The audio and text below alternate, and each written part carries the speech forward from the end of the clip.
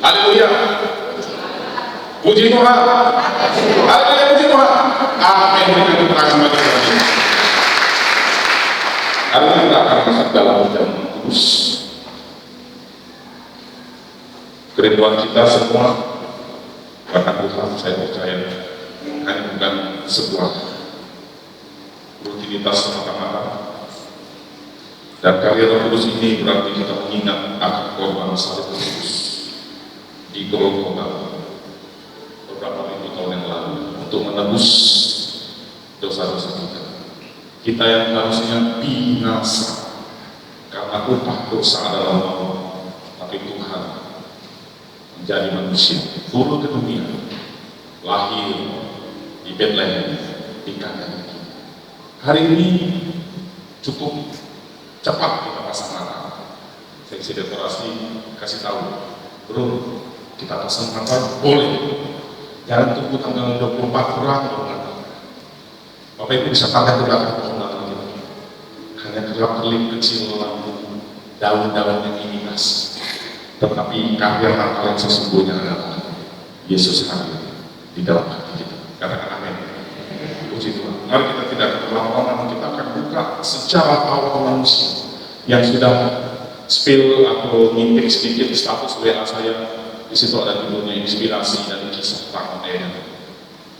Saya berharap tema-tema yang kita dapatkan dari Taman Eden bukan hanya sekedar hafalan dari sekolah minggu, sehingga hanya terjadi gini-gini saja, tapi ada rahasia besar rema firman Tuhan yang bisa dapatkan dari ayat-ayat tersebut. Mari kita buka dalam Kejadian pasal 3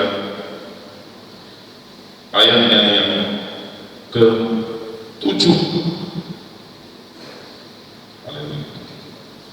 Kejadian pasal 3 ayat yang ke-7, saya ikut kita semua bangkit berdiri. Kita sama-sama baca dengan suara yang lantang dan tegas. Jarang ayat ini mesti dibacakan di awal ibadah, tapi saya mengambil satu ayat yang cukup jarang dibahas di awal. Biasanya kalau dalam pasal 3 itu pasti tentang pasal ayat-ayat lain yang lebih terkenal. Mari kita baca dengan lantang, karena di sini banyak poin-poin yang dari sejarah awal mula manusia di tanah itu. 1, 2, 3. Maka berbentuklah mereka, dan mereka tahu bahwa mereka telah jatuh. Lalu mereka menyimpan daun pohon ara dan membuat cawat. Silakan. Mau cari kata cawat yang kita ingin lagi. Tapi bukan saya yang menjelaskan tentang arti cawat. Cawat yang dibuat oleh kakek nenek moyang kita di Eden itu berupa daun ara. Mungkin kita sudah tahu penjelasan dan penafsiran dari daun pohon ara adalah seringkali manusia memakai paradigma sudut pandang kebenaran diri sendiri. Daun pohon ara kalau dijadikan cawat tentu tidak akan bertahan selama 1 tahun, betul? Paling lama kalau pakai daun tahan berapa lama? Hitungan minggu? Enggak. Hitungan hari. Kami pernah ke Holy di situ ditunjukkan ini pohon ara. Tapi ada beberapa jenis pohon ara. Pohon ara yang di Taman Eden spesiesnya agak beda dengan pohon ara yang dinaiki Zakius. Lalu Zakius menaiki pohon untuk melihat barangkali Yesus lewat. Saya tidak akan masuk ke situ. Saya akan melihat dari unsur-unsur yang terkandung dalam pasal 3. Pasal 3 latar belakangnya adalah manusia jatuh ke dalam dosa. Di Bible Study di hari Kamis yang hadir sudah saya sharekan tentang bagaimana kita bisa menghafal dengan penuh seru. Saya akan coba sampaikan sedikit di sini. Pasal 1, 2, 3, 4, 5, 6, 7, 8, 11. Pasal 1 Kejadian, boleh sudah baca, kita baca. Berbicara tentang apa? Penciptaan. 2 Eden, jangan saya lihat tapi 3 dosa. Pasal 4 Kain. Pasal 5 keturunan Adam. Pasal 6 mulai cerita tentang bahtera. Pasal 7 mulai cerita tentang air bah. Pasal 8 air bah surut. Pasal 9 Tuhan kasih janji sama manusia. Mulai saat ini aku tidak akan memasti manusia lagi dengan air bah, maka kutempatkan musuhku. Itu namanya pelangi.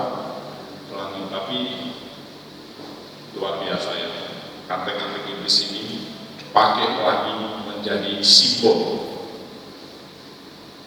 Yang tahu pasti kita tahu, rainbow jadi simbol. Padahal pelangi itu artinya simbol Tuhan tidak menghukum dunia lagi dengan air bah. Memang itu ciri khas penyesalan, kepalsuan, dan penolakan terhadap firman Tuhan biasanya tidak jauh-jauh dari yang mirip-mirip firman Tuhan.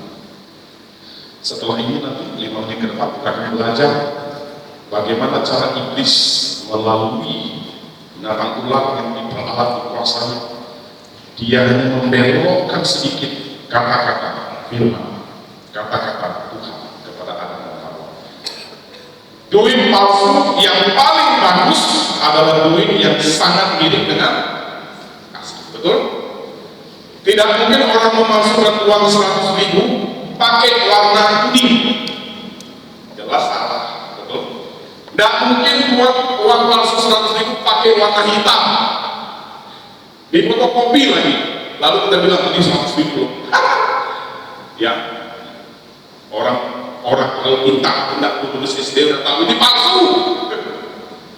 Tapi kalau dolar yang dipalsukan yang memang grade sudah 98% tinggal 2%, itu dari dilihat diraba diterawih mirip, tapi percetakan uang yang tahu ada tentang rahasia kode-kode tertentu yang hanya si Allah. Bapak Ibu, Hawa di dalam ayat 7 dan Adam, mereka terbuka, maka terbukalah mata mereka berdua, dan mereka tahu bahwa mereka telanjang. Lalu mereka menyemat dalam pohon ara dan membuat. Kita maju ke ayat sebelumnya. Mereka keduanya telanjang, ayat 25, Kejadian pasal 2, bergerak cepat. Mereka keduanya telanjang, manusia dan istrinya itu. Kalau di dalam Kejadian ada sebutan manusia, itu maknanya Adam. Adam itu dalam bahasa Ibrani. Nah, yang ingin itu saya akan kasih foto Adam dengan bahasa Ibrani. Alef, Dalet, Mem. Adam itu artinya manusia. Adam bisa juga mewakili nama diri dia sebagai seorang Adam. Dalam Kejadian 2 ayat 25, mereka keduanya telanjang, manusia dan istrinya.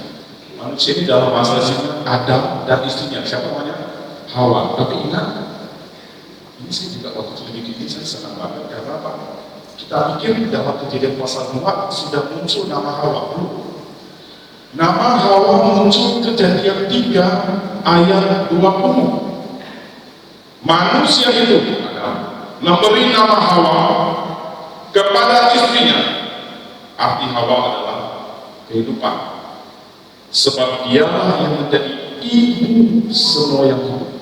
Kita kembali ke ayat 7 tadi, maka saya perlu beri saran untuk saya hari ini. Jangan lepas konsentrasi 1 detik pun. Saya akan ngomong terus. Kalau dalam podcast itu ibaratnya saya lagi menyampaikan daging semua, tidak ada tulang, tidak ada duri, daging semua. Saya tidak akan mengulang-ulang berkali-kali. Jadi saya minta perhatian sama sekali. Kalau baca HP jangan sambil membalas medsos, karena saya bisa tahu orang yang baca HP sekian detik baca artikel, tapi lebih dari 1 menit itu sudah balas. Karena itu diajarkan di kelas informatika saya. Adam memberi nama Hawa, Kejadian pasal 3 ayat 20 kepada istrinya, sebab dia lahir menjadi ibu semua yang hidup. Arti di dalam ayat 7 pasal 3 tadi, Sebelumnya mereka telanjang, tapi mereka tidak merasa malu. Bahasa mereka, mata mereka terbuka. Artinya begini, Bapak Ibu. Seharusnya Adam dan Hawa itu, walaupun tidak pakai pakaian, mata kedagingan hawa nafsu mereka itu tidak terbuka untuk melihat apa yang baik, apa yang jahat. Sejak ayat ke-6, disitulah letak manusia pertama di dalam Eden, mulai tahu apa yang baik, apa yang jahat. Mereka tahu telanjang itu tidak baik, tapi jahat. Berarti harus tutupi kejahatan mereka. Itu seharusnya nenek kakek moyang kita ketika dia tidak makan buah terlarang, pengetahuan baik dan jahat. Hidup mereka di taman Eden, Firdaus, itu tinggal menikmati. Tuhan menyiapkan buah dari pohon-pohon tanaman berbiji akan menjadi makanan. Bahkan dalam Kejadian 2 ayat 19, Tuhan Allah membentuk dari tanah segala binatang hutan dan segala makhluk hidup. Dibawanya Tuhan ke hadapan manusia, kepada Adam. Hawa belum muncul. Di dalam ayat 19 Kejadian pasal 2, Tuhan membawa semua itu binatang di hutan dan segala bentuk darat, bawa ke hadapan manusia. Manusia di sini Adam, Hawa belum dibuat. Dan dibawanya semuanya kepada manusia itu untuk melihat. Terima kasih dari sini yang berat cepat. Bagaimana ia menamainya, dan seperti nama yang diberikan manusia itu Adam kepada tiap-tiap makhluk yang hidup, binatang hutan dan segala bentuk darat, demikianlah nanti nama makhluk itu. Saya mau tanya, ada dosen biologi di sini. Adam adalah orang pertama yang menjadi taksonomi. Taksonomi adalah orang atau ilmuwan yang bertugas memberi nama setiap spesies binatang di dunia. Ketemu kutu itu nama latinnya apa? Ketemu padi, Oryza sativa. Ketemu monyet, bahasa latinnya ini. Ketemu ini lumut, Hyopticum parelisiae.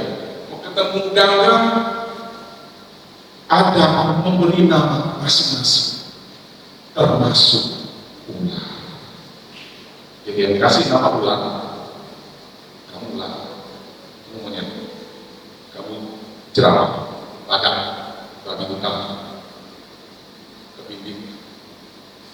Itu ada makna yang bagus sekali dari ayat yang ke-19. Perhatikan, bagian Tuhan menciptakan binatang-binatang hutan dan burung-burung di darat. Tapi Tuhan tidak mau terlalu repot-repot sampai nama binatang pun nunggu Tuhan kasih nama. Saya ulang paham. Ini bagus banget, ini poin pertama. Bagaimana karya Tuhan yang didapatkan dari kisah taman itu memberikan kita bagian. Ada bagianmu manusia untuk engkau harus kerjakan di dunia. Ada bagianmu. Bagian Tuhan menciptakan binatang hutan dan segala burung di darat. Kemudian Tuhan membawa itu kepada manusia untuk melihat bagaimana ia menamainya. Dari kata bagaimana ia menamainya itu sudah bagian Tuhan ke manusia. Jadi Tuhan tidak mau intervensi terus sampai nama pun diurusi Tuhan. Keluar daftar nama-nama 10.000 nama spesies dari surga. Oh jerapah, kata Tuhan kamu namanya jerapah. Oh kata Tuhan kamu namanya monyet, kelinci. Tidak. Manusia memberi nama. Bagaimana manusia memberi nama? Seperti nama yang diberikan manusia itu kepada tiap-tiap makhluk yang hidup, demikianlah nanti nama makhluk itu. Artinya Tuhan ciptakan kita dari dulu sampai hari ini. Ada bagian Tuhan untuk mengadakan, menciptakan, menyediakan mereka. Tapi bagian engkau manusia kasih nama. Kalau hari ini relevansinya apa? Bagian kita, kamu bekerja. Aku memberkati kata Tuhan, tapi kamu bekerja. Aku memberkati, tapi kamu berusaha. Amin. Kamu melayani aku dengan sungguh-sungguh, maka kamu akan berkata. Kamu setia padaku. Ini Simuel, ini sebenarnya kita ganti dengan tahun 2023 dari itu. Kamu setia, percaya, taat kepadaku sampai akhir. Maka berkat-berkat rohani dan segala dari berkat juga akan menjadi bagian. Kok saya dapat berkat? Bukan salah Tuhan, salah manusia itu. Kapan itu dicontohkan? Ketika ayat 7 berkata, pasal 3, terbukalah mata mereka berdua, Adam dan Hawa, dan mereka tahu. Tadinya mereka tidak tahu kalau mereka belajar itu sebuah hal yang memalukan, aib. Tapi ketika mereka memakan buah pohon baik dan jahat, ada unsur memilih antara baik dan jahat dalam hidup Hawa dan Adam. Mereka langsung sadar, ini pelajar nih, cepat-cepat pergi atas. Satu poin yang pertama ini, Tuhan, bagian Tuhan menyiapkan, menyediakan berkat. Bagian kita berusaha sungguh-sungguh, bekerja dengan sekeras, dengan hikmat dari Roh Kudus, melayani Tuhan dengan sungguh-sungguh, maka berkat itu akan bertemu dengan karya manusia yang rajin, sungguh-sungguh, asal berkata. Orang yang cakap akan berdiri di hadapan raja-raja.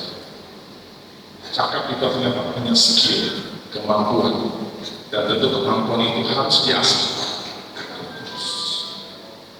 Dalam Kejadian pasal 3, manusia itu dalam dosa. Kalau itu film, ada tokoh protagonis, tokoh baik ya. Ya kita lihat, ada Adam, ada Hawa, betul? Tuhan Allah. Tuhan itu hurufnya besar, karena dalam tulisan asli itu YHWH, dibacanya Adonai, saking kudusnya sampai tidak boleh disebut Yahweh. Dibacanya orang Israel Adonai, Tuhan yang besar, Allah, Elohim, Adonai, Elohim. Kemudian, siapakah tokoh antagonis?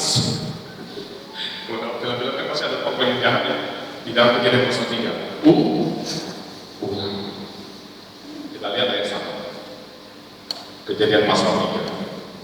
Apa kita bisa baca? Ada.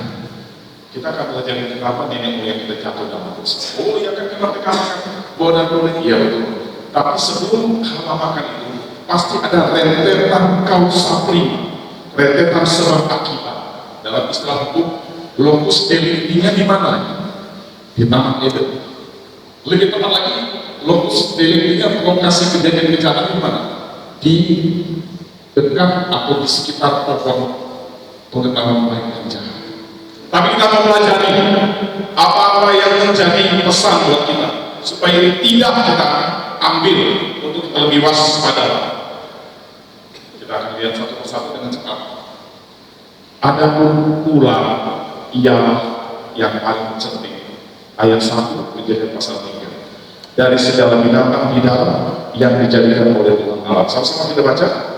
Ular itu berkata kepada perempuan itu, saya percaya suara kita bisa lebih keras dari 1 dan 3. Ular itu berkata kepada perempuan itu, Allah berfirman, semua pohon dalam taman ini jangan kamu makan buahnya kanan. Ayat 2. Lalu sahut perempuan itu kepada ular, buah pohon-pohonnya dalam taman ini boleh kamu makan, tetapi tentang buah pohon yang ada di tengah-tengah taman, Allah berfirman, jangan kamu makan atau beraba buah itu, nanti kamu mati. Supaya kebanyakan tokoh antagonis yang ada di Taman Eden tentulah ular. Tidak semua ular berarti iblis. Padahal ular itu enak kan, dimasak rica-rica, ya saya suka juga. Itu bagus untuk obat kulit loh. Iblis dalam Yesus, pukul ular saya dalam Yesus, mereka filmkan. Ya, saya nggak ada makan ular di Taman Eden. Kalau ada habis, nggak sempat. Kalau dari manusia udah kena makan, jadi ikan. Tapi Bapak Ibu, itu ular sawah, ular betung yang enak. Ini bahasa aslinya serpent. Ular berbisa, ular betung. Tapi kobra juga dimakan kan di YouTube kan? Kobra juga dimakan. Daging kobra enak itu. Tapi saya belum sempat makan. Coba kalau kasih mau ketemu ular kobra di taman. Jadi jangan kasih pisang ya Pak. Ular atau iblis siluman. Yang sudah tahu ya. Ular atau iblis siluman yang ada dalam Kejadian 3 ayat 1 pada tangan. Boleh kita baca sedikit biar tak kaku-kaku. Ini kan pelajaran dari sekolah minggu, jangan bilang nggak tahu ya pelajaran ini ya. Saya nggak masuk sekolah minggu, saya baru sekali mencoba masuk GPD minggu lalu ya udah saya akunkan. Tapi rata-rata kita anak sekolah minggu kan. Ini ular atau the white hair snake legend, legenda ular putih. Saya cepat saja. Kalau ini Alkitab bilang ular ialah paling cerdik dari segala binatang di darat yang dijadikan oleh Tuhan. Berarti dalam taman Eden itu yang ngomong adalah benar-benar wujudnya binatang ular.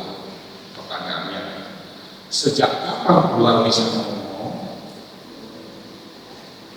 Saya sambung lagi. Memang ular seharusnya tidak bisa ngomong. Tetapi ular di taman Eden diperalat, dipakai, dikuasai iblis. Makanya dalam Wahyu 9 atau Wahyu 12, si iblis, si ular tua itu, ular tua, bayangkan. Kita Kejadian sampai Wahyu kan jauh banget. Di dalam Wahyu disebut iblis, setan atau ular. Ini menunjuk kepada ular yang diperalat, dipakai oleh iblis untuk ngomong sama Hawa. Ngomongnya begini, saya minta tolong satu orang supaya saya cepat situasi kita pelan begini. Kamu siap-siap Kejadian pasal 2 ayat 16-17, kita mau perbandingan bagaimana firman yang asli dipelesetin sedikit sehingga Allah jatuh. Hari ini penyesapan kekristenan tidak pakai ayat-ayat di luar ayat Alkitab. Dia pakai ayat Alkitab, tapi dikurangi sedikit, ditambah sedikit, dibelokkan sedikit. Nah ini penting sekali. Saya berharap kita konsentrasi, kalau memang berharap untuk membahas medsos, tahan dulu sebentar. Perbandingannya adalah begini. Ayat 1 pasal 3. Lalu siap-siap pasal 2 ayat 16-17 ya. Kasih dulu mikir sedikit ya. Yang kita tidak kayak ngomong sendiri. Oke, kita akan terus aja deh ya. Kita tulis sendiri. Kita dari oke. Lagi halaman 16 ya. Kita baca. Ular itu berkata kepada perempuan itu, tentulah Allah berfirman, semua pohon dalam taman ini, jangan kamu makan.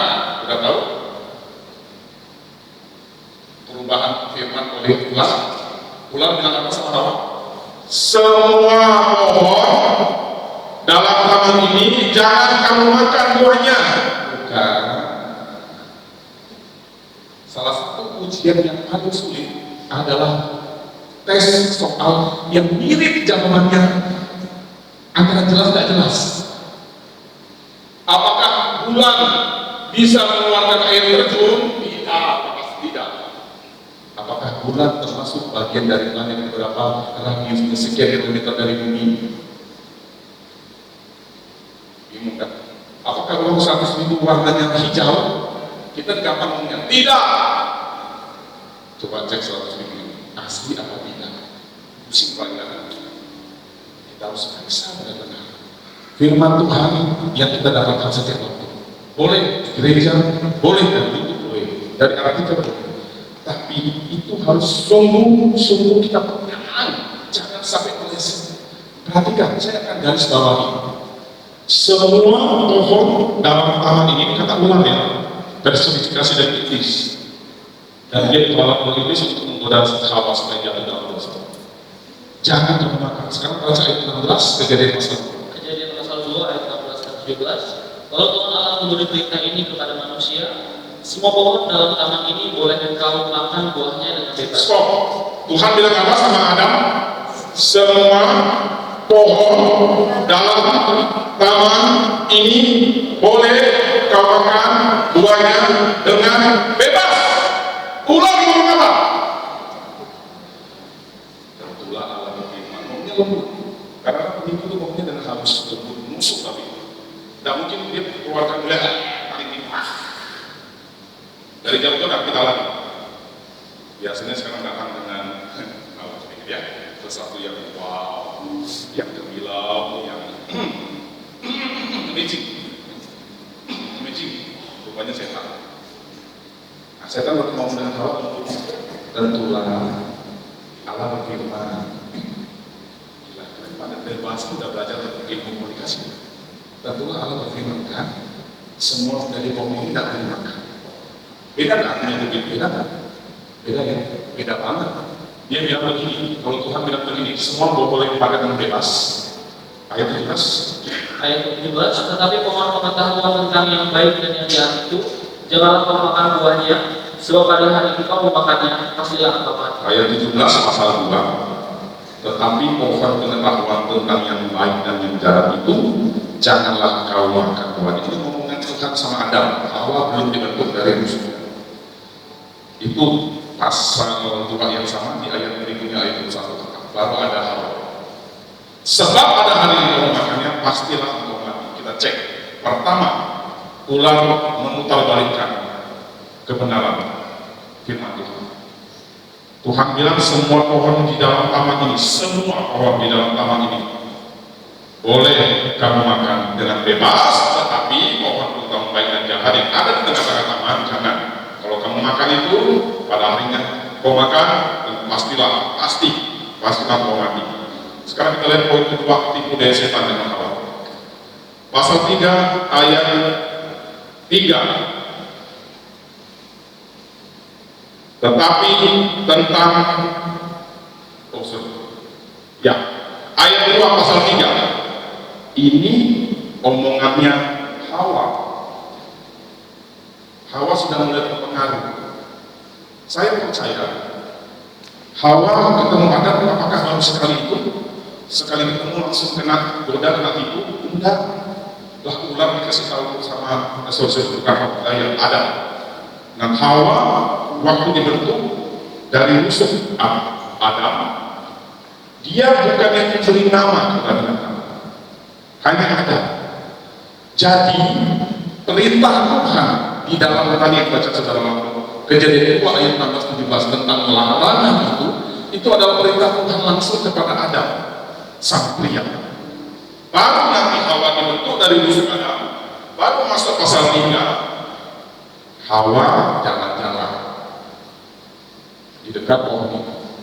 Saya percaya ular itu tidak duduk di atas motor. Ular tidak duduk di atas batu. Ular itu melingkapi pohon pengetahuan baik dan jahat. Hawa tidak mendengar langsung firman Tuhan kepada Adam. Disinilah letak fungsi seorang pria atau suami. Bagaimana dia menerima mandat dari Tuhan, perintah langsung dari Tuhan. Jangan makan buah pohon pengetahuan baik dan jahat tengah-tengah ini. Pada hari makan yang pasti akan mati. Tapi Hawa sedang bercatat, ada tafsiran dan itu sering dipakai oleh pengajaran-pengajaran lain. Tapi saya tidak bilang itu salah atau tidak. Tapi menurut saya, waktu Hawa diajak komunikasi dengan ular, Adam belum berada dekat dia. Nanti di ayat ke-6 pasal 3, lalu Hawa mengambil buah makan dan memberikan kepada suaminya yang bersama-sama dengan dia. Ini kadang-kadang suka dipakai juga ini. Adam juga salah karena dia tidak melarang. Saya percaya ayat 1 sampai ayat 5 Adam belum ada sama-sama dia. Baru ya. Saya juga berpikir dulu selalu ada dari ayat 1 sampai ayat 5 tidak ada yang ada selalu sama-sama dengan dia. Tapi pada kejadian Hawa makan buah terlarang, dia langsung kasih Hawa. Ada. Poin kedua, Hawa ngomong jawabnya kepada ular itu agak melenceng sedikit. Lalu sahut perempuan itu kepada ular itu, ayat 2 pasal 3. Buah pohon-pohonan dalam taman ini boleh kami makan. Kira-kira kalau kita kompet dengan kejadian 2 tadi, betul? Bapak Ibu, betul? Ini dia letak bagusnya kepalsuan omongannya ular yang memori Hawa. Ini kita pikir mirip. Ada satu kata yang hilang. Kalau tidak belajar dengan kita nggak bisa. Harus belajar dari literatur asli, dari translation asli, dari bahasa yang tadinya. Coba ulangi 1 ayat 16 tadi, pelan-pelan. Lalu Tuhan Allah memberi perintah ini kepada manusia, semua pohon Tuhan bilang sama Adam apa? Semua pohon. Hawa balas jawaban pertanyaan godaan ular bilangnya apa? Makanya ayat 2 pasal 3. Buah pohon-pohonan, hilang kata semua. Tidak ada artinya bahwa pasti dipermasalahkan hanya gara-gara kata semua. Enggak. Secara makna sastra pembahasan, kalau kata semua dihilangin oleh kalimatnya Hawa berarti beranggapan bahwa lebih menekankan kepada hukuman dan larangan Tuhan. Tapi kalau ada kata semua dalam Kejadian pasal 2 ayat 16, itu berarti menunjukkan kepada kasih anugerah Tuhan yang boleh makan ini semua dengan bebas, kecuali 1. Tapi Hawa mengubah sedikit responnya, tidak pakai kata semua. Buah pohon-pohonan ini dalam taman ini boleh kami makan. Ayat 3 pasal 3. Tetapi tentang buah pohon yang ada di tengah-tengah taman. Ayat 17 tolong baca lagi. Terima kasih, saya jadi cepat ini. Ayat 17. Tetapi pohon pengetahuan tentang yang baik dan yang jahat itu, janganlah kau makan buahnya, sebab pada hari engkau makannya pastilah engkau mati. Tuhan sudah kasih jelas. 1. Semua pohon-pohonan di dalam taman ini boleh kamu makan dengan bebas. Tetapi pohon pengetahuan baik dan jahat tidak boleh dimakan. Hawa mengurangi sedikit kata firman Tuhan. Bukankah firman Tuhan berkata apa di dalam Alkitab? Janganlah engkau menambahi dan mengurangi firman Tuhan. Karena iblis tahu, berarti kamu enggak kokoh ini pemahaman Alkitabnya. Makanya iblis di ayat ke-4 ngomong lagi. Iblis bisa pakai apapun dan siapapun untuk ngetes pemahaman kita terhadap firman Tuhan. Dia tes. Tentulah Tuhan berkata, semua pohon di taman ini tidak boleh dimakan. Bukan. Dalam bahasa Inggris NIV, mungkin untuk aku sebenarnya tidak perlu kasih seperti ini. Situ aja bisa seperti terima kasih. Yuk, perhatikan pasal ayat 1 ini lebih jelas lagi. Kejadian pasal 3 ayat 1 dalam terjemahan New International Version. Maaf, bukan lagi sosok dari bahasa Inggris, ini bahasa Inggris. Now the serpent was more crafty than any of the wild animals the Lord God had made. He said to the woman, "Did God really say?" Bahasa Indonesia bilangnya apa? Tentulah Allah berfirman, betul? Tapi dalam terjemahan Inggris lebih jelas lagi. Benarkah Tuhan ngomong seperti itu? Kalau kita kuat pemahaman kita bilang, iya. Tidak setiap yang ngomong. Tuhan bicara kepada Adam, suami saya. Semua pohon di dalam taman ini boleh, kecuali pohon baik dan jahat. Iblis pakai kalimat yang mengetes, mencobai Hawa punya pemahaman firman Tuhan. Did God really say? Apakah Tuhan memang benar-benar ngomong seperti itu? Ngeri kan? Lembut tapi musuh, tujuan yang menghancurkan manusia. Did God really say? Benarkah Allah berfirman? Apa maksudnya Bapak Ibu? Hari-hari ini kita menghadapi tantangan ini.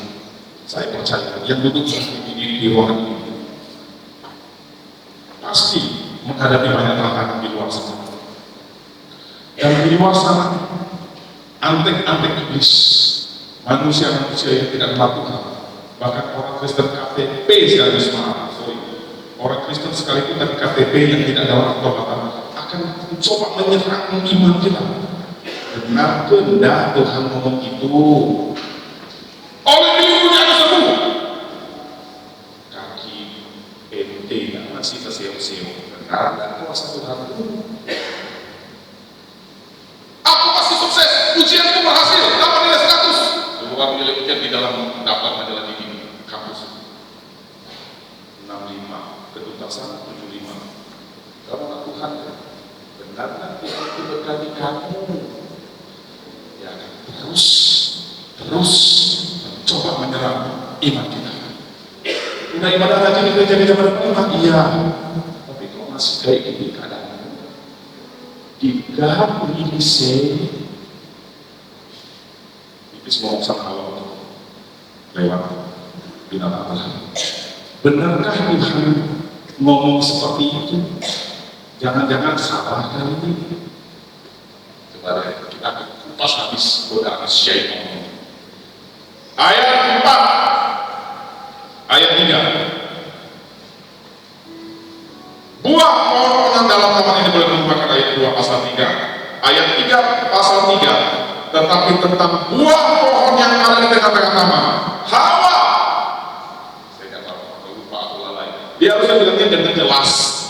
Tetapi buah pohon pengetahuan baik dan jahat yang ada di tengah-tengah taman ini tidak boleh kami makan. Betul? Bisa ditampilkan ayat 3 pasal 3. Tetapi tentang buah pohon yang ada di tengah taman, Allah berfirman, Hawa mengurangi firman Tuhan dengan mengaburkan nama. Saya percaya Hawa masih ingat, dia bukan orang bodoh. Hawa itu manusia sempurna, ciptaan Tuhan yang tidak ada pusarnya. Bapak Ibu tahu kan? Dua-duanya manusia di bumi ini tidak punya pusar.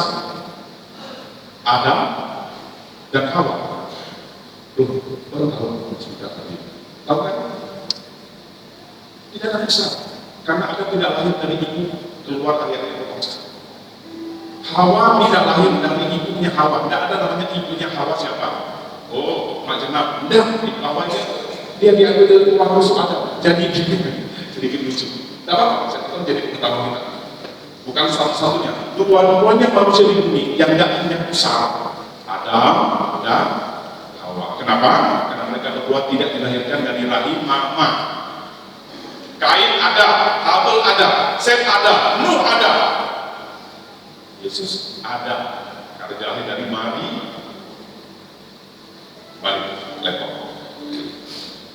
Ada dikatakan pada ayat 76 sedang bersama-sama dengan Hawa ketika Hawa memakan buah Tuhan dan Adam juga ikut memakan. Tapi jauh sebelumnya Hawa imannya sudah terpengaruh dengan godaan syaitan dalam rupa binatang Tuhan.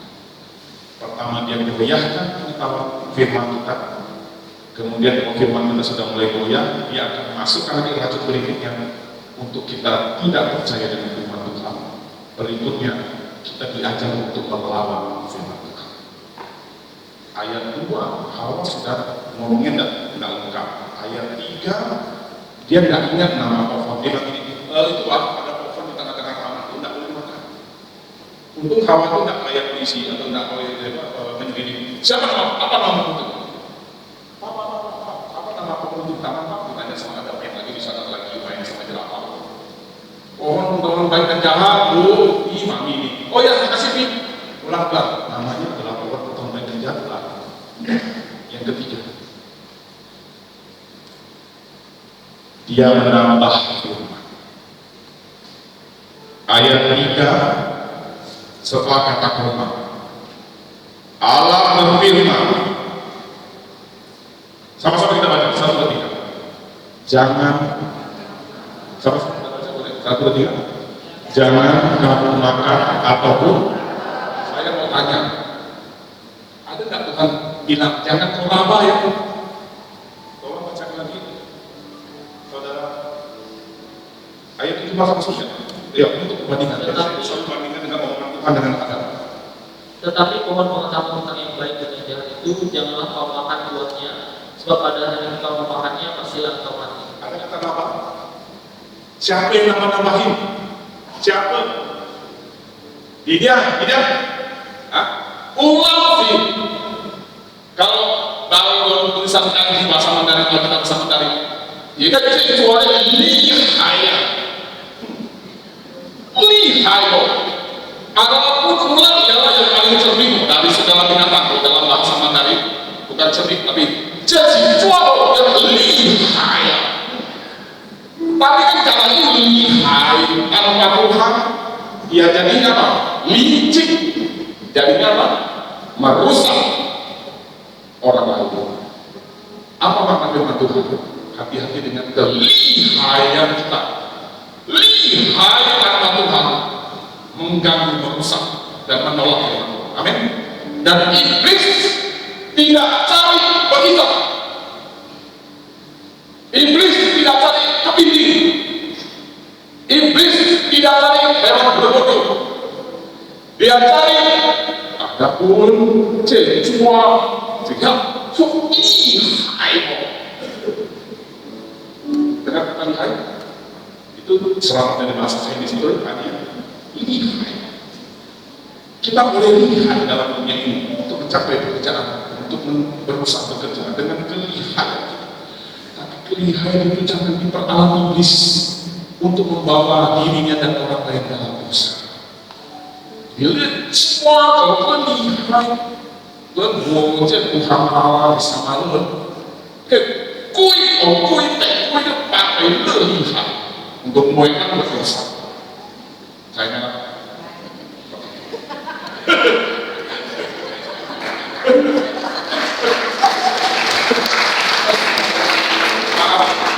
ini berbeza dosa tegak. Kenapa saya ngomong bahasa Chinese? Karena saya dari kecil suka belajar bisa bahasa Chinese. Tapi semenjak pergi ke belakang buana ke Jogja dari kelas ketika saya juga begitu. Ya mereka sekarang mereka takut kawan-kawan main buli, main bola. Dia pakai aku punya anak kecil. Aku yang coba dia tahu cinta aku. Nah kita ngomong tentang adonan hawa. Kalau cakap adonan hawa, cuma ini hal, tapi karena ini harus pokoknya sehingga bahasa Indonesia kan mungkin nggak mengenai orang Indonesia saking mau cari tidak apa kan jadi karena dia saking jeli sehingga iblis aku ya salah aku pakai dia kelihayan sehingga dia membuat orang berusaha membuat orang jadi jatuh dalam dosa jadi kita boleh lihai. Kita boleh jatuh, kita boleh mencapai apapun dalam hidup ini. Kita boleh mencapai jabatan posisi apapun dalam dunia ini. Jangan sampai dipakai oleh syaitan untuk menjatuhkan hidupmu dan sekelilingmu dalam dosa. Kenapa? Akibat dia mengurangi kata semua. Kedua, dia lupa dengan nama pohon di tengah-tengah taman. Yang ketiga, dia tambahin raba.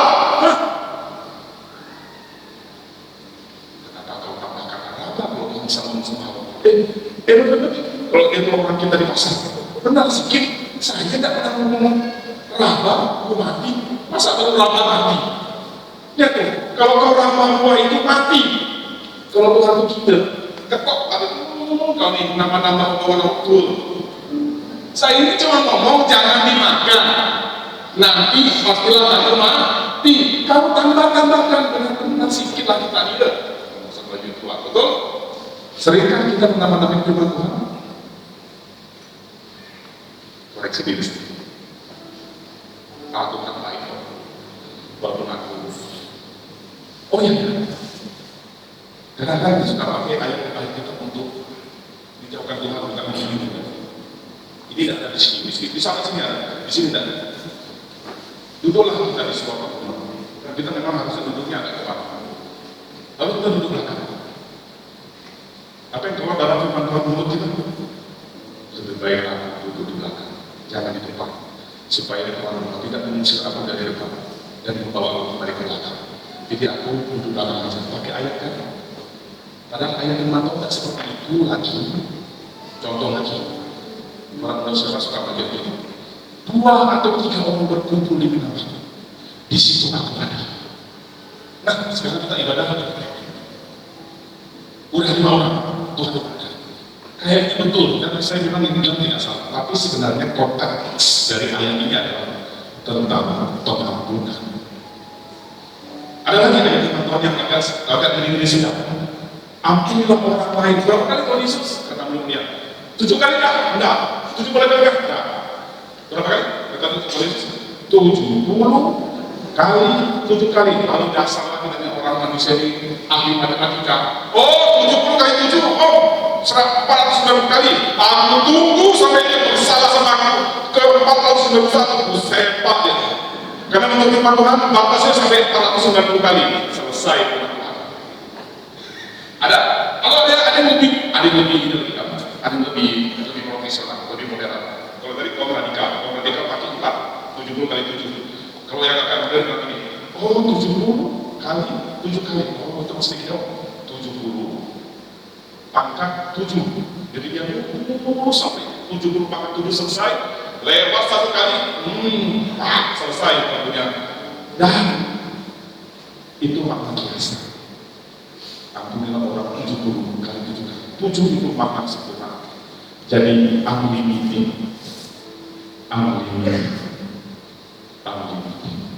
Pengampunan yang tak ada ujung pangkal, yang tak terbatas. Yesus sudah memberikan kita pengampunan. Apa akibatnya? Ular ngomong sama Hawa.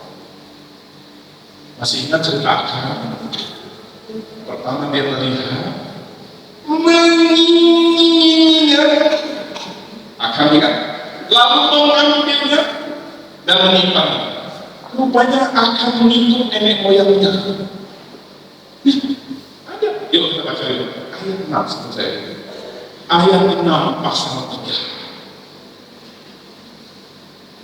Ingat ya, jangan kurangi firman Tuhan, jangan ubah-ubah firman Tuhan, jangan tambah-tambahin. Karena iblis bisa tahu, oh orang tidak paham betul tentang firman Tuhan ini. Aku coba godain dia. Benar nggak Tuhan ngomong gitu? Tuhan berkata kalau Tuhan baik, benar nggak Tuhan baik? Benar Tuhan baik ya? Atau juga sih, udah kena deh. Lalu muncul serangan kedua. Ingat, godaan pertama biasanya lembut. Ayat ke-45 iblis makin agak sangar, godain lagi. Sekali-kali kamu tidak akan mati. Ada. Masa sih? Iya. Sebenarnya Tuhan dia tidak mau kalian makan buah ini supaya nanti kalian bisa jadi Allah. Waktu kau makan ini, kau jadi Allah.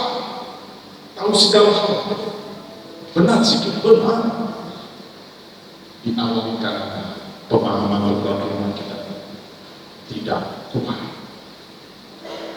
Pesan Tuhan hari ini sering baca tentang firman Tuhan, baik pribadi maupun secara komunitas. Ada hari Kamis ada Bible study. Kalau memang sempat hadir, bukan supaya kolektornya keluar 5.000, 1.000, atau 1.000 mungkin sering-sering ibadah. Hari ini tidak lah, supaya tidak banyak ngasih kolektor.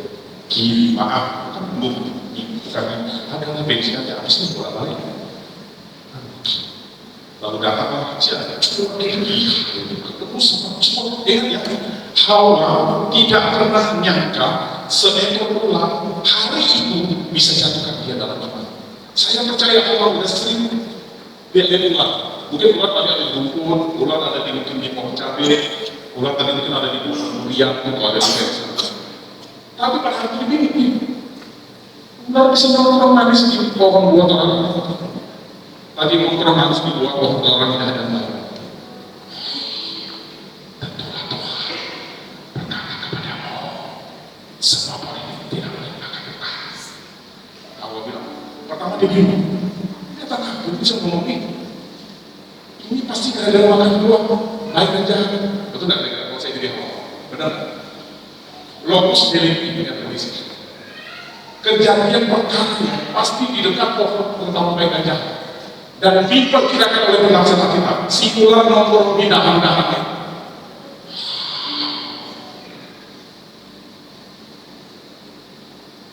Hawa sudah tahu mana ular yang paling cerdik. Lihat rupanya gara-gara makan buah ya. Oh, pantesan Tuhan tidak larang saya makan buah pohon baik dan jahat supaya dia tidak jadi itu ada penafsir seperti itu. Dan Bapak Ibu, semua itu sudah tidak bisa hancur hancur-hancurnya kalau ada satu ketegasan yang terjadi dari pribadi Hawa, terlebih suaminya Adam. Kita lihat ayat 6. Sama-sama kita baca Kejadian pasal 3 ayat 6, 1, 2, 3. Perempuan itu melihat bahwa dua pohon itu baik untuk dimakan dan sedap kelihatannya, menarik hati karena memberi penemunya. Lalu ia Hawa mengambil dari buahnya dan dimakannya dan diberikannya kepada suaminya, diberikannya juga dan suaminya pun memakannya. Baru nanti kita ketemu ayat itu. Jadi hari ini kita belajar pola mundur kayak film dulu. Kita bahas ayat 7. Kenapa ayat 7 terjadi? Karena ada ayat 1, 2, 3, 4, 5, 6. Di-compare dengan Kejadian 2 ayat 16, 17, apa yang disebut oleh Tuhan kepada Adam. Mirip dengan kejadian Akan dalam Yosua 7 ketika dia menyembunyikan barang-barang kejahatan di Yeriko. Mirip kan? Pertama, perempuan, ini bukan berarti ibu kami ya, kalau cewek-cewek ya. Tidak, bukan maka berjalan manusia udah ya. Ini menyinggung feminisme, masuk keluarlah para pembela feminisme. Enggak, tapi sudah dari Alkitab memang. Yang pertama berdosa siapa? Halo? Yang pertama berdosa siapa? Adam atau Hawa? Yang keras. Gue. Karena memang tipologi wanita ya seperti ini.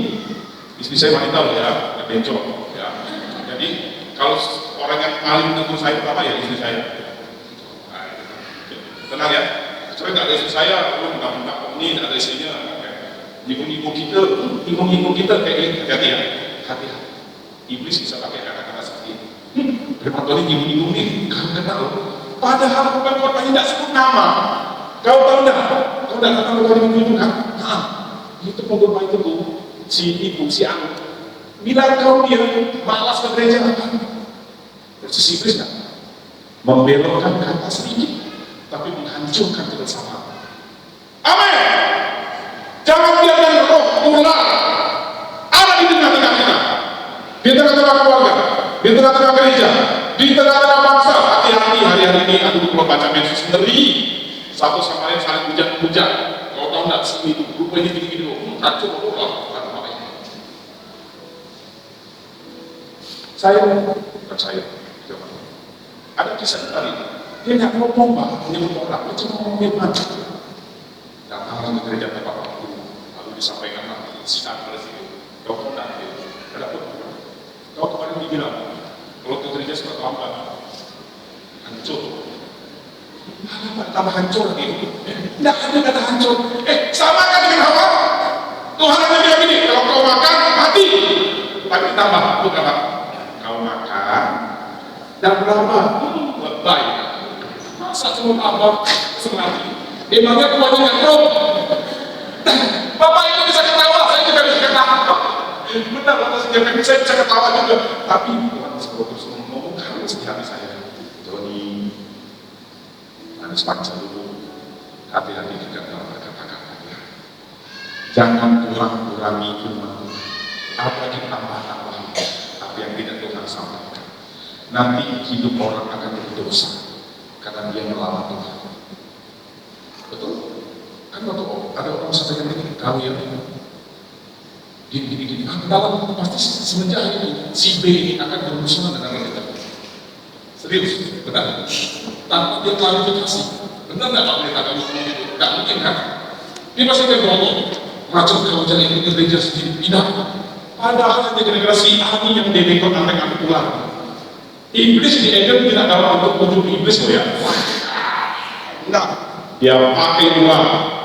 Dan seringkali godaan di dalam dunia, iblis tidak keluar muncul sosok aslinya. Lari kita kabur. Tapi biasanya kalau dalam cerita di Afrika, langsung ada ketakutan kemana? Itu di jalan RAKP ini. Seorang belum masuk ke sini, udah masuk ke kuburan. Banyak kan? Apa yang kita gitu? Gojek-gojek itu semua angkat ke tempat yang menangkapkan. Ada. Mau percaya modal ada. Bapak Ibu, Tuhan Yesus sendiri ngomong apa? Waktu ngomong sama Thomas, hantu tidak bertulang dan berdaging, tapi aku adalah. Silakan cek. Artinya ada hantu menurut Alkitab? Ada. Apa yang hantu mirip? Oke. Perempuan itu melihat. Jadi langkah pertama melihat. Bapak Ibu, Daud melihat Betsheba. Akan melihat barang-barang jahat. Salomo di akhir hidupnya, dia melihat garis-garis muda di peristiwa sampai dibuang. Masya Allah, 3 tahun baru pikiran. Macam-macam. Dimulai dari melihat bahwa pohon itu baik untuk dimakan dan sedang kelihatan. Lagi pula pohon itu menarik hati. Step kedua, aku sudah melihat mengingininya. Kata sedang hati itu dalam bahasa Indonesia memang kepingin. Kebanyakan orang jatuh karena keinginan, bukan karena kebutuhan. Allahku memenuhi segala keperluan di dalam Tuhan Yesus Kristus. Tapi Tuhan Allah tidak memenuhi segala keinginan, karena keinginan kadang-kadang membuat kita lomba dan lapar, menjadi rakus untuk meraih segala sesuatu dengan mengincar-incar orang. Keinginan. Hukum Taurat ke-10 bilang apa? Janganlah kamu mengingini. Betul? Keluaran, betul? Hukum Taurat yang ke-10. Jangan mencuri. 7, 8, 9, 10. Saya sampai apa? Habis curi, bunuh, zina, bohong. Jangan mencuri, bunuh, jangan berzina, jangan berbohong. Hukum ke-10, jangan mengingini segala sesuatu dari sesama, baik istrinya, baik budak laki-laki, baik perempuan, baik barang-barangnya, dan semua yang ada dalam sesama. Hawa mengingini, melihat dan mengingini. Kalau sampai di situ masih ada peluang untuk bertobat, tapi enggak. Lalu dia ini sudah point of no return. Lalu mau makan, melihat sejak dalam hatinya mengingini, mengambil, makan. Saya sangat menyesal. Saya sangat berpikir begini, coba dia harus makan, udah. Mungkin nasib kita manusia tidak seperti itu sekarang. Yang membuat akan susah sakit mengandung melahirkan. Yang dia harus bersusah payah mencari rezeki dari tanah. Dari tanah akan tumbuh semak dan belukar bumi, dan kamu akan kembali kepada tanah dan kembali kepada debu. Sebenarnya poinnya kalau sampai pada mengingini, lihat, mengingini, ambil, makan. Untuk diri Allah sendiri, titik. Mungkin bisa beda, tapi apa yang dia kerjakan dan di sama-sama kita baca. Dan dimakannya sama-sama kita baca. Dan diberikannya juga kepada suaminya yang bersama-sama dengannya. Dan kalau menangis, kita harus bisa menangis. Karena ayat inilah kita sekarang harusnya kita hidup di tanah ini. Kita bisa berkata, sekiranya nenek moyang, kakek moyang tidak melanggar Tuhan, mungkin kita sekarang masih bisa duduk-duduk samping sini, bisa narik janggutnya langkah, bisa naik di atasnya babak, dan tidak ada bintang buas yang akan melukai kita. Kalau tidak bertahan itu, tapi karena ada godaan syaitan di dalam berupa ular dipakai iblis, Hawa tidak terlalu mengerti benar-benar sungguh firman Tuhan yang disampaikan oleh Tuhan kepada Adam. Adam juga lalai untuk menjaga Hawa jangan sendirian. Selama ini dia sendirian. Bapak Ibu jangan pernah sendirian dalam menghadapi hidup. Ada rekan-rekan saudara-saudara simpanan di gereja, bisa lah WA, bahkan saya atau proses saya lagi menutup ini. Kita tidak akan ketemu dalam visi, tapi kita ketemu dalam doa. Amin. Hawa itu diperkirakan waktu dengarkan omongannya itu dari Satan sendirian. Memang pas itu kan ada betul, tapi dia ketemu. Setiap ketemu bedanya antara Hawa dengan Yusuf adalah Yusuf kejadian pasal 39 setiap hari digodai oleh tante Kira istri Potifar untuk mesum sama dia. Yusuf tidak hiraukan. Hawa itu setiap hari mungkin dikasih tahu kamu menjadi seperti Allah ya, kamu akan mati. Mungkin hari terakhir, tapi ada hari imannya lagi lemah. Dia sendirian, suami jauh. Apa tugas kita atau keluarga para pria? Jangan biarkan keluarga kita jauh dari didikan firman Tuhan. Kita tidak tahu kapan waktu dan saat antek-antek itu mencoba untuk mengumpulkan imannya. Dan risikonya dan bayaran yang mahal. Harusnya kita sekarang ada dalam Eden yang penuh dengan kenikmatan. Tetapi kita harus diusir. Syukur kepada Tuhan. Tuhan itu seperti memberikan peta untuk mereka. Dan ini akan ada penuh dengan keputusan Tuhan di kayu salib. Kita kalau pergi ke Singkawang, ada kasih gedungnya betul. Lewat sini ya. Tapi kalau kita melenceng, belok ke Kayang, gubernurnya bilang apa? Re-road, pengalihan rute lagi. Tempat Tuhan alihkan lagi. Singkat cerita, harus dikasih manusia binasa. Tapi Tuhan dalam ayat 15 pasal 3 mengatakan begini. Aku akan mengadakan permusuhan. Ayat 15 pasal 3. Antara engkau, ulang, dan perempuan ini, Hawa. Antara keturunanmu, ulang dan segala antek-anteknya, dan keturunan Hawa. Itu menunjuk kepada Kristus Yesus. Keturunannya akan membuka kepalamu, ulang. Dilakukan oleh Yesus Kristus di salib Golgota, menghancurkan alam, tetapi keturunannya akan membongkar tumitnya. Tumit, akhir dari kata Ibrani, tumit dekat dengan kata Yakob. Yakob turunan Abraham, Ishak dan Yakub dan 12 suku termasuk Yehuda. Kristus Yesus keturunan suku Yehuda. Tumitnya Yesus saat disalib. Kalau kita belajar sekolah kita teologi harus tahu. Kejadian pasal 3 ini disebut sebagai proto evangelium, kabar baik yang pertama, Injil yang pertama. Itu sama seperti Tuhan dalam diri. Oke, iblis mencoba untuk mengalihkan untuk saya. Oke, dia belok. Oke, saya tetap kejar manusia ini untuk mengarahkan kepada keselamatan. Suatu saat nanti keturunan akan dihancurkan kepala oleh keturunan perempuan ini, Yesus Kristus maksudnya. Dan keturunan perempuan ini, tumitnya akan diremukkan. Memang betul kan? Di atas salib kalau ini dipaku. Atau tumit juga dalam bahasa Ibrani Akef itu berarti dekat dengan kata Yakob. Yakob itu Yakub. Dan Yesus adalah keturunan Yakub dari garis Yehuda. The line of Yehuda. Keren banget ya? Dan Tuhan masih bagus. Waktu dia belanja, sama-sama kita baca ayat 21. Dan Tuhan Allah membuat pakaian dari kulit binatang. Ini sering disebut sebagai perjanjian darah, tumpahnya darah Kristus Yesus untuk menebus dosa. Nyambung. Hari ini kita akan memperingati perjanjian kudus, bukti kasih Tuhan. Walaupun nenek kakek moyang kita sudah melanggar kekudusan dan dosa, tapi Tuhan Allah selalu memberikan jalan keluar. Mari kita pemain musik WLC. Hari ini apa hubungannya perjamuan kudus dengan cerita anak Hawa?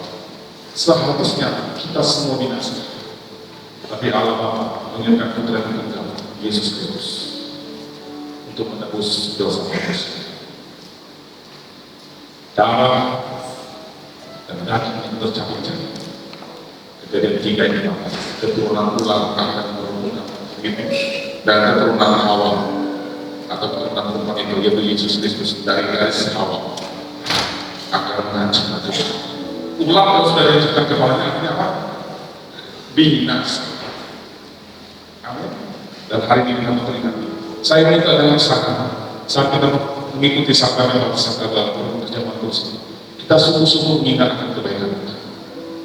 Bukan sebagai sebuah liturgi kebiasaan setiap awal mulai. Hanya roti hosti yang tak bikinnya, minumannya juga dinyatu di sini, tidak sampai perut. Bukan. Ini perlambang kasih Tuhan Allah lewat putra yang tunggal Yesus Kristus menebus dosa manusia. Hargai, sungguh-sungguh hargai. Dengan apa? Dengan rajin-rajin mengiring Tuhan, melayani Tuhan, sungguh-sungguh dalam beribadah. Karena ingat, seorang hamba manusia yang sempurna saja bisa jatuh dalam dosa. Apatah lagi kita, manusia yang terbatas. Saya ini dengan Hawa dan Adam tidak seberapa. Seperselimutnya tidak apa. Sepersejutanya kesempurnaan Adam dan Hawa. Tapi mereka bisa jatuh. Jadi paham berjasa. Hari ini aku dipegang dengan siapa? Sehingga menunjukkan dengan siapa? Hari ini kita akan bicara tentang kisah inspirasi dari Mama Eden. Berhati-hati dengan apapun dan siapapun yang membuat kita jauh dari Tuhan, terlebih membuat kita melanggar firman Tuhan. Karena itu pasti antek iblis. Iblis akan muncul dengan kengeriannya, tiba-tiba pakai kursi, pakai tarik berdarah-darah depan kita untuk melanggar firman Tuhan. Dia biasa datang dengan keagungan, dia bisa datang dengan sebuah tawaran jabatan, dia bisa datang dengan tawaran manusia yang akan kita kawini, dia bisa datang dengan orang-orang dekat kita. Adam jatuh bukan dari tukang becak di pinggir lautan, tapi dari Hawa, orang yang dekat dengan dia setiap hari. Hawa jatuh bukan dengan binatang yang di luar taman itu, tapi ular yang ada di dalam.